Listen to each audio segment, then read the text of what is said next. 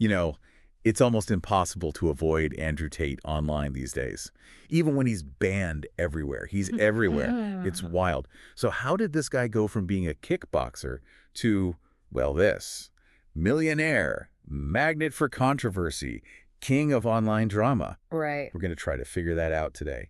We have some interesting stuff to work with for this deep dive, including some excerpts from Oh, yeah. OG Coat.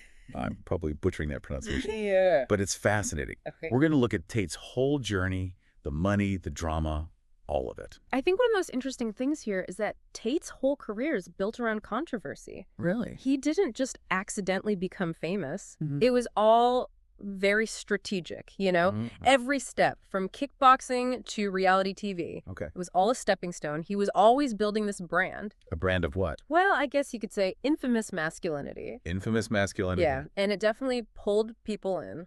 Okay, so let's back up for a sec. Kickboxing, it got him some attention, for sure.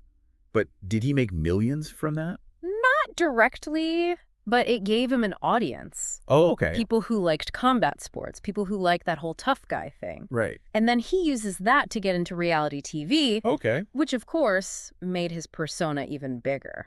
So it's less, it takes money to make money, and more like what? It takes fame to make fame. Exactly. He had a foundation, and he knew exactly how to use it. We see him finding new ways to make money from this fame. Like?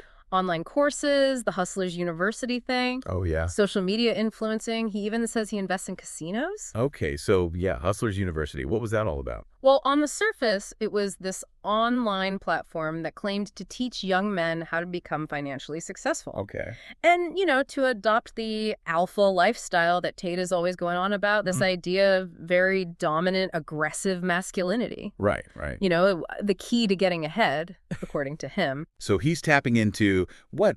The idea that lots of young men are feeling lost, uncertain about how to succeed. Exactly. He offered what seemed like a shortcut, even if it was based on some pretty harmful ideas. Okay. So what were the courses about? Things like stock trading, affiliate marketing, drop shipping. Like, I read about one that was all about drop shipping to get rich quickly. But isn't drop shipping kind of ethically questionable? Definitely. It can be very predatory. You're often selling stuff at really inflated prices. You might not even handle the product yourself. Right, right. And that's where Hustlers University gets tricky. Okay. It presents itself as this path to freedom, but it got a lot of criticism, being predatory, misleading. It was all about getting rich fast without really explaining the risks or being honest about the ethics. And of course, he's using social media to promote all of this. Makes sense. The cars, the mansions. Oh, yeah, all designed to draw people in. But it wasn't just the wealth, right? No, he knew how to stir up controversy with his views on, like, relationships, masculinity, success. Right. And it worked, but it was also super problematic. But then didn't he get in trouble for that? He did. He was banned from pretty much every big social media site. Yeah. Instagram, Facebook, TikTok. The whole 9 yards. But you know what? The bans just made his message spread more. Really? It's like it created this story that he was some kind of rebel, Huh. saying things that the mainstream didn't want you to hear. Oh, interesting. His fans thought he was being censored, and that just made them want to listen to him even more. So it kind of backfired. Yeah, big time. It played right into his anti-establishment persona. He was playing a dangerous game.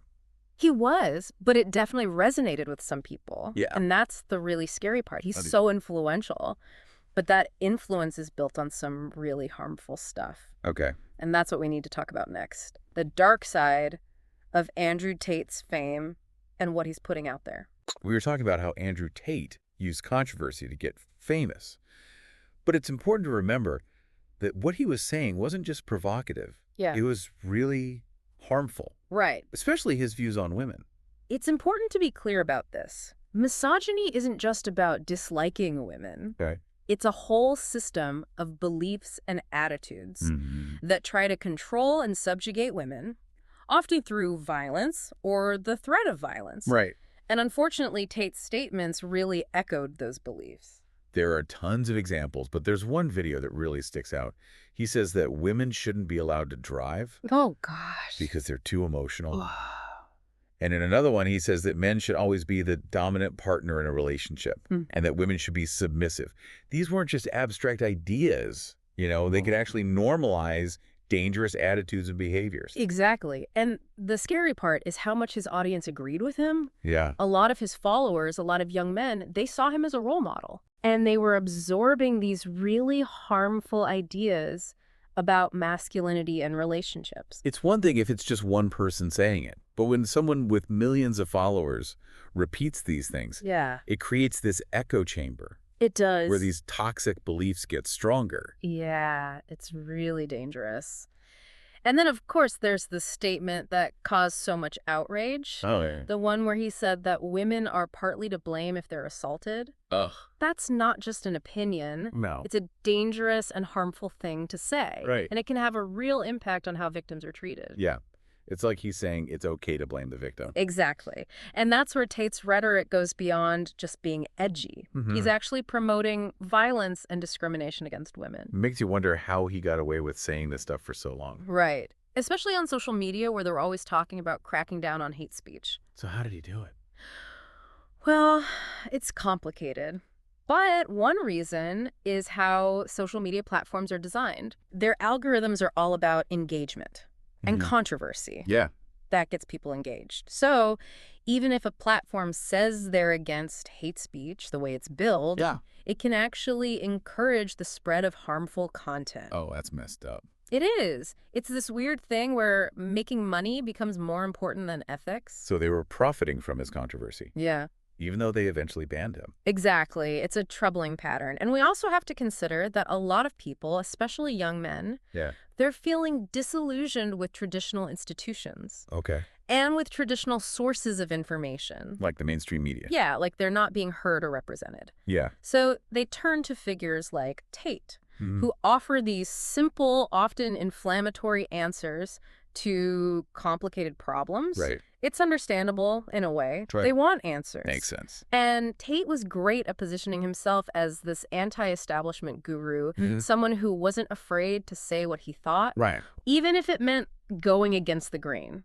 He tapped into this desire for meaning and purpose. Especially for young men who are struggling to figure out their place. Yeah, in a world where traditional masculinity is being challenged. So he's basically giving them a map. Mm-hmm. But the map leads somewhere dangerous. It does. And it wasn't just about saying hateful things. He was making a lot of money from it, too. Oh, yeah. That's important to remember. Okay. Hustlers University and all his other businesses. Yeah.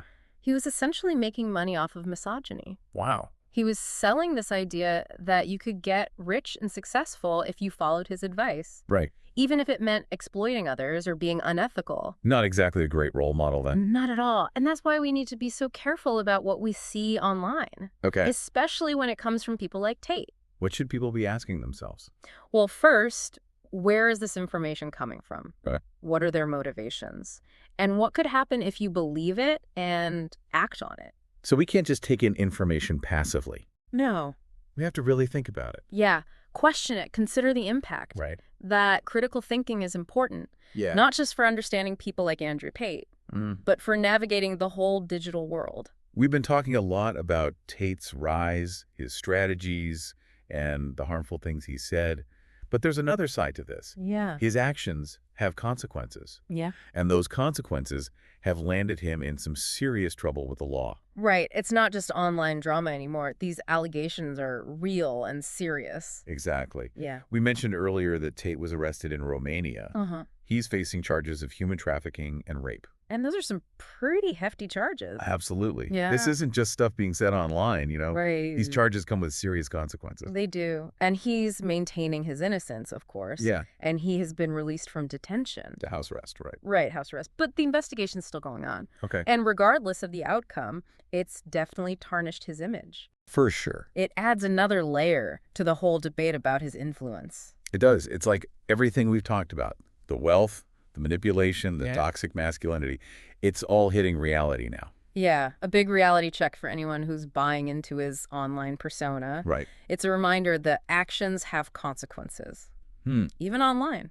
It makes you think, though, what was it about Tate that drew in so many people? Right. Millions of followers, especially young men. Yeah. Why were they so captivated by what he was saying, even with all the controversy, all the bad advice? That's the million-dollar question. And there's no easy answer. Right. But I think part of it, like we said before, is that a lot of young men are feeling lost. They're not sure how to succeed. The traditional paths aren't as clear anymore. Yeah. It's harder to get ahead. Makes sense. They feel alienated. Okay. And then Tate comes along and offers what sounds like a simple solution. Which is? Be this aggressive alpha male, dominate everything, and you'll be rich and powerful. He's basically selling them a shortcut. Even if it's a shortcut based on harmful ideas. And he's good at preying on their vulnerability, offering a quick fix for their anxieties. He gives them this sense of belonging, this community. Even if it's toxic, it's built on these shared beliefs and values.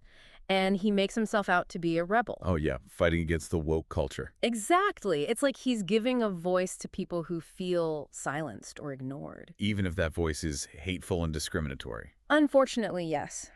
And this all points to a bigger problem. Okay. We have to address the issues that make people vulnerable to these extreme ideologies. Right. It's not enough to just condemn Tate. No, we need to understand why people are drawn to him in the first place. So that people are less likely to fall for this kind of thing in the future. Exactly. And it brings us back to a question we keep coming back to. Oh, yeah. Does shock value equal real influence? In Tate's case, I think the answer is no. Yeah, I'd agree with that. He had millions of followers. He had the money, the image. Yeah. But it's crumbling. He's banned from social media, facing these serious charges. His reputation is, well, shot. To put it mildly. It's a lesson, I think. Online fame, based on controversy and hate, it doesn't last. It doesn't. So what do you think? What will Tate's legacy be? Will he just be a symbol of everything that's wrong online? Yeah. Or will his story maybe lead to something positive? Right. Will make people think more critically about what's happening online. And about the things that made him so popular in the first place. That's a question we can't answer right now. No. Only time will tell. But one thing's for sure. Yeah. This isn't the end of the conversation. No, not at all. So keep thinking critically, keep asking questions, and keep trying to understand this crazy digital world we live in. Absolutely. And until next time, stay curious.